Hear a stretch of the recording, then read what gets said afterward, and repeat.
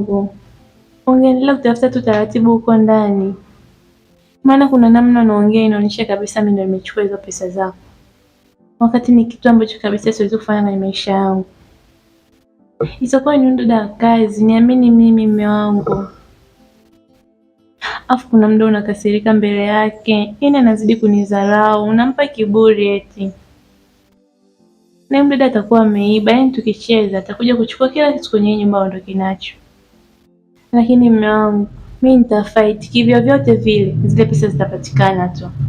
Afu kuna muda mtoto ananiambia mbona baba aniongeleshi kama zamani.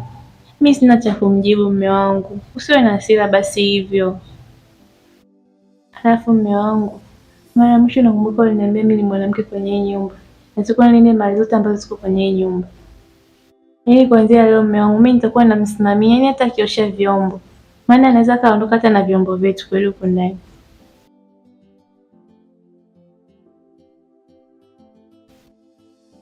Mume wangu, lakini mbona mimi naongea muda wote hata unijibu kitu? Nijibu basi mume wangu.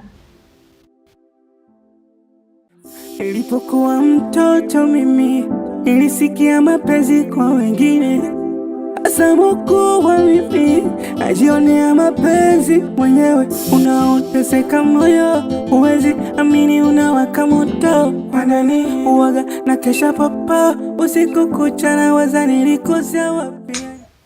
Sasa nitafanyaje? Ninapasha likoroga mwenyewe, itabidi nilimalize. Sasa hapa nikatafute mchungaji mpaka nimpate ili anipe pesa zangu, na sijui nitaanzia wapi.